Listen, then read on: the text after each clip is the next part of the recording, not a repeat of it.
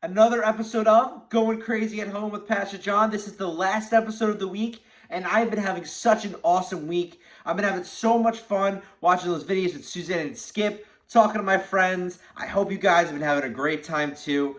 We're going to keep the fun going as we keep talking about how to deal with our emotions as we look at the blueprints of our life.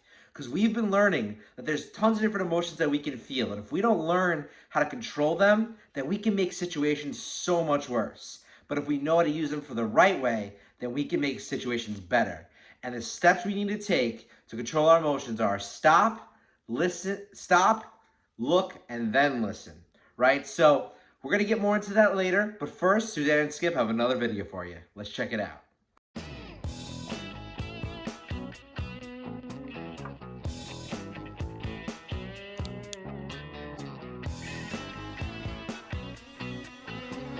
Working with the excavator, working with the excavator, working with the excavator. Yeah! Beep, beep, beep, beep, beep. Hey Skip, what are you working on? Oh, hey Suze. I'm just working on the plans for an office I'm about to start building downtown. Okay, so how's it going? It's going great. Just finishing up the blueprints, like I always do. Oh, really? You always do blueprints like this? Yeah, it's not exactly to scale, seeing as how I'm working with Legos, but it always works out. And what are you doing with that excavator? Oh, I'm getting used to handling big equipment so that I'll be ready to tear down the old mill to prepare the new job site. So you think that by practicing with this toy excavator, you'll be able to operate a real one? Well, why wouldn't I? I thought you would want to help me. Want to give it a try? Skip, you have got to be kidding me. There's no way that you or I can do this big of a job. What are you so worried about? I was asked to do the job and I know what I'm doing. I've got everything under control. See the plans? That's no plan, Skip. That's not an official blueprint. If this is the only plan that you've got, then there's so many terrible things that could happen to you, the builders, or the people that are gonna actually be in this office. Calm down, Susie Q. My blueprint is just a scaled down representation of all the work that has to get done. But you haven't included the important safety measures like plumbing, underground piping, gas, and power. Skip, there is nothing about this building that will be built to code. It's just fine. We'll be wearing our hard hats like we always do. Does that help you feel any better? Not exactly. What if a big storm comes? With torrential downpour. See? No worries. Still standing. Oh yeah? What if strong winds come? From a huge tornado. See? No worries. Still standing. Well, what about a volcano erupting? And hot lava shooting everywhere. See? No worries. Just a little cleanup, but still standing. As a matter of fact, a barrel of monkeys could attack the building site. And see? No worries. Still standing. Looks like things are getting pretty out of hand for Suzanne and Skip again. Probably because it looks like Suzanne's worry was getting a little out of hand. I mean, what do you guys think? Well, if I can interrupt with a few thoughts of my own, I must say I agree with this lady very much. I know what it's like to worry about pretty much everything, about the noises outside, about the squirrels, about the weird smells, about pretty much everything. I worry a lot. Yeah, I don't know about that. I like this Skip guy because he not worry about nothing, and that's how Hoopy lives his life. He don't worry about nothing. He got everything he want. He got food, he got pets when you give me pets, and that's pretty much all I need. Worry? Why worry? I'm great at everything I do. There's nothing to worry about. All valid points, except for, of course, the cat. But either way, no matter what she was feeling, or even if she had a right to feel it, clearly it was getting very out of hand between the two of them. And they needed to take a second to stop and to see what they're really feeling and what emotions they're going through. So let's do that for them. Right now, we're going to play the emoji identification game and try and figure out what emotions were happening during this video. Let's check it out. Alright guys, let's figure this out. So, I want you guys to make the face of the emotion you think that they were feeling in this video. So take a look at all the emotions. I want you to make the face in 3, 2, 1, and let's see what the answer is. Alright, and the answer is worried. So hopefully you were making a worried face, because that's what she was feeling. She was worried about every single thing that was going on. She wanted to make sure that everything was accounted for, and she was kind of going a little crazy with it. Alright, let's head back over. Nice job, guys. So we figured out that Susanna was feeling worried. And if we're being honest, like, I'll take a second and stop and say, how many of us have ever felt worried about something before? If you have, raise your hand at home. Raise your hand. Pretty much everybody is going to be raising their hand because we've all felt worried about something before. Because we've all been through something or had something going on in our life where we're worried because we want something to happen. We're worried because we don't want something to happen. We're worried because we don't know what's going to happen. There's tons of reasons to worry. And worry can start out small, but it can grow into something so big. And it can hurt us in our brain. And it could also hurt our bodies too. Worry is really a powerful emotion. And unless we remember to stop and take a second and recognize what we're feeling, it can get really out of hand if we let it just keep going. Look at Susanna.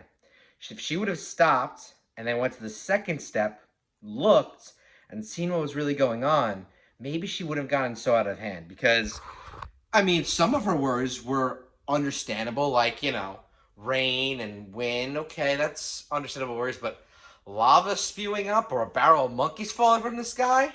Hey, that's not crazy. I've seen barrel monkeys. Oh, you've seen a barrel of monkeys? Okay, yeah.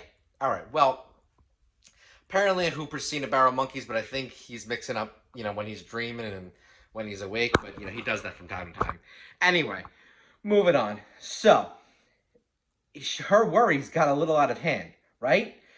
They got a little crazy because she wasn't stopping herself from getting too worked up and getting so worried. So her worry kept building and building and building. And because she didn't stop, she couldn't look and see the actual situation and calm down.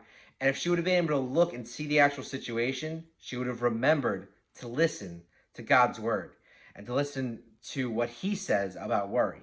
So we're going to be checking out a story that's going to teach us what the Bible, the blueprint for our life, teaches us about what we do or what happens when we worry, what God says happens when we worry. Let's check it out right now.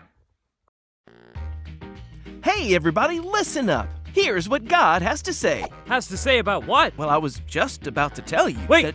is it good news or bad news? Like, good news as when we're having pancakes for dinner? Pancakes? What are you even talking about? Oh no! Is it bad news? As in velociraptors are prowling around downtown with laser beams coming from their eyes and they're stealing everyone's pants? So many pants!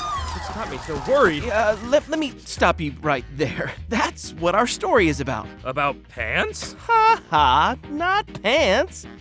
Worrying. There are so many things we can worry about, and God has something to say about it. So let's jump into our story about Gideon. Gideon! My main man! But wait, what did he have to worry about? Great question, and great place to start. So, Gideon was an Israelite. The Israelites were God's chosen people, but they started to do some really bad things that upset him. Oh, like cheating on tests and staying up past their bedtimes?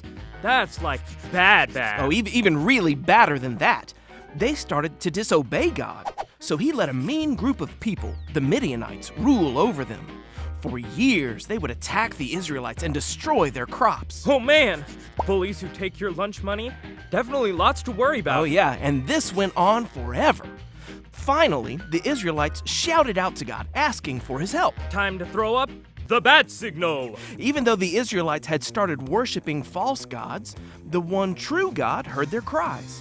He had an idea and was about to come through for them big time. He was going to give them a shrink ray gun so they could turn the Midianites into little baby ants. Now that's an idea. Oh, it's an idea, all right.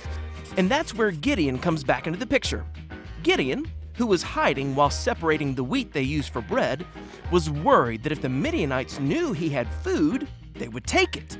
That's when God sent an angel who said to Gideon, Mighty warrior, God is with you. Gideon did not feel like God was with them and asked the angel about all the bad things that were happening. That's when God himself spoke to Gideon. He said, You are strong. Go and save Israel from the power of Midian. I am sending you. Well, I guess it doesn't get much more clear than that, right? Well, you'd think so, but Gideon was still worried. He wondered why on earth God would choose him to go save everyone. It's not like he came from a strong family. Gideon didn't feel important at all. God reassured Gideon that he would be with him, but Gideon needed a sign. So he asked God to stick around for a minute while he prepared an offering. I'm sure God didn't mind waiting since he's got all the time in the world. Gideon whipped up some bread and goat stew, brought it back, and placed it on a rock. That's when the angel touched it with a stick, and the whole thing went up in flames. Flaming bread, and flaming stew, and flaming rocks. There weren't any flaming rocks, but Gideon did make an altar there for God. And speaking of altars, that same night, Gideon snuck around. Like a ninja dressed in all black, throwing ninja stars at the other altars, and slicing a pole in half using a samurai sword. Gideon didn't have ninja stars or a samurai sword, but he did destroy the altar and pole his family had used for worshiping false gods. Yeah, that's what I meant to say. Gideon did all this at night because he was afraid and worried that his family would be very angry with him. When the townspeople saw what Gideon had done, they wanted him to pay for it. But nothing bad happened to Gideon. Sounds like that was a close call. It sure was. A little while later, the Midianites started moving in for another attack, and it didn't take long for Gideon to start worrying again. He knew God had promised to use him to save Israel and all, but he needed another reminder. What did Gideon have in mind? It's not like God could just shoot him a text. Yeah, no cell phones, but Gideon did have an idea. You see, dew would form overnight and make the ground, as well as everything else around it, wet. So Gideon left a piece of wool on the ground overnight and asked God to make the wool wet from the dew, but leave the ground dry. Wet wool, dry ground, check. Sure enough, God did just that. But Gideon still wasn't sure and asked God if he'd do just the opposite the next night. Okay, so dry wool and wet ground. Got it. When Gideon woke up the next morning, that's exactly what he found. The wool was dry, but the ground around it was covered in dew. Please tell me Gideon trusted God this time. Gideon was now confident that God wanted him to fight the Midianites. He knew that the Lord thought he was good enough to do the job. So Gideon decided to stop worrying, trust God, and do exactly what God wanted him to do. So the next time we find ourselves worrying about anything, we can trust God. No way. These guys are the best. I thought I was the only one who had the worries of the raptors coming with the laser beams in the eyes and stealing my pants. Even though I don't have pants, but I wish I did, and if I did, that'd be really scary. These guys, it's like they read my mind. Cooper, why are you even worried about that? I mean, you don't even have pants, man. All right. Anyway, so what was that story all about? Gideon was so worried about what God was calling him to do and how everything would turn out that he forgot that God was with him and had a plan for it all along. He was so caught up in his worry that he was blind, that he couldn't see everything that God was doing around him. That's the power that worry can have over us. Worry can kind of be like just a hand over our eyes like this. And we allow worry just to stay right here so that we can't see anything that God's doing or anything that's going on around us. All we can see is our worry. Even if you open your eyes and your hands over your eyes, all you can see is darkness. All you can see is that worry. And that's why it's so important for us to remember to stop, recognize that we feel worried when we feel it coming on, look at the situation, and listen to God's word. Because when Gideon finally was able to say, I trust in you, Lord, I'm putting my worry aside, I'm done asking, what if this, what if that, what if this, Then he was able to trust in God, and God was able to do what he wanted through him. And Gideon was able to accomplish amazing things. And the same goes for us. There's going to be times where we have to trust in God. And we're going to be so worried about what if this, what if that. We have to stop, look at the situation, and listen to God when he says, with me, you don't have to worry. I will take care of everything. Everything is in my hands. Do not worry. And that's what our need to know is for today. So I want to put it up for you guys right now to take a look at. When I say, when I feel worried, I'm going to put your palms on your cheeks like this. And then when I say, I can trust God, I want you guys to point up. So put it up for you guys right now. When I feel worried, I can trust God. When I feel worried, I can trust God. All right, so we're going to take a look at our memory verse for today, and then we're going to do a little worship. So let's check it out. Alright guys, we got this. Father said that there's no way I mess up with this one. Okay. Cast all your anxiety. Oh, Dad lied. Anxiety on him because he cares for you. 1 Peter 5:7. We did. Nice job, Hoopy. So let's go over that scripture one more time. I'm going to put it up for you guys right now to look at. It's a short one, so we should memorize this. All right. Cast all your anxiety on him because he cares for you. 1 Peter 5:7. What does that mean? Anxiety means worry. Anxiety is like when worry is really, really built up. So it's saying cast all of your anxieties, all the things that make you worry upon him. He's going to take care of you. So that's what we need to remember. In those moments where we feel worried and it starts to feel like it's getting out of control, we need to stop, look at our situation, and no matter what it looks like, we need to listen to God's word because it reminds us that we can put our anxieties on him. And just like Gideon trusted in God to overcome his enemies and the things he was going through, we can overcome anything that's facing us because we serve a good God who loves us. All right, so since we have a God that takes care of us and loves us, I think we should take some time to worship him and tell him how much we love him. So let's worship God right now for a few minutes.